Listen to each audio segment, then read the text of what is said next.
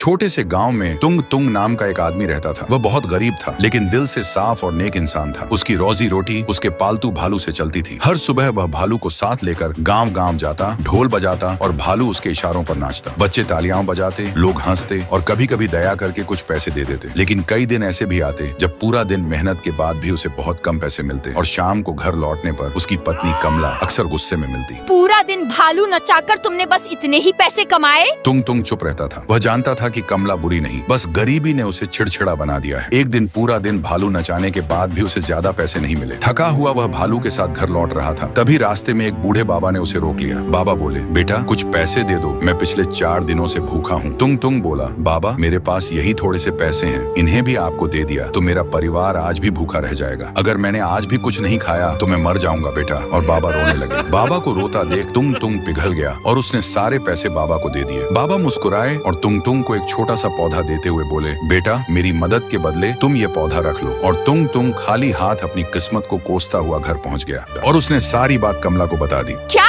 तुमने सारे पैसे उस बूढ़े को दे दिए और बदले में ये सड़ा सा पौधा उठा लाए? नहीं तुंग तुंग, अब मैं और नहीं रह सकती तुम्हारे साथ। तुंग तुंग चुप रहा और भारी मन से उसने वह पौधा घर के आंगन में लगा दिया। अगली सुबह तुंग तुंग ने बस ऐसे ही उस पौधे पर थोड़ा पानी डाल दिया। तभी एक अजीब सा चमत्कार हुआ। पौधा धीरे धीरे बढ़ने लगा और थोड़ी ही देर में वह एक बड़ा पेड़ बन गया। उस पेड़ पर बहुत सारे सोने के चमचमाते सिक्के लगे थे। तुंग तुंग डर गया। तभी चारों तरफ से एक गूंजती हुई आवाज आई, तुंग तुंग ये कोई साधारण पेड़ नहीं, ये एक सोने का पेड़ है। तुम इसे पानी दोगे तो ये तुम्हें धन देगा, लेकिन सिर्फ उतना ही लेना जितनी तुम्हें जरूरत हो। अगर किसी व्यक्ति ने ज्यादा लालच में इस पौधे को नुकसान पहुंचाया तो वह इंसान जीवन भर के लिए अपाहिज हो जाएगा। तुंग तुंग ने डरते डरते बस उतने ही सिक्के लिए जितनी उसे जरूरत थी। जैसे ही उसने पैसे लिए, पेड़ फिर से एक छोटे से पौधे में बदल गया। धीरे धीरे तुंग तुंग की जिंदगी संवरने लगी। उसने बड़ा घर बनाया, बड़ी गाड़ी ली और कमला के लिए गहने भी बनवाए। मगर उसका स्वभाव वही रहा। वह सिर्फ जरूरत पर ही पौधे को पानी देता और उतना ही धन लेता। जल्द ही उसका नाम आसपास के गांवों में फैल गया और लोग दूर दूर से उसकी मदद लेने आने लगे, जिन्हें तुंग तुंग कभी खाली हाथ नहीं लौटाता था। ये सब देखकर गांव का सरपंच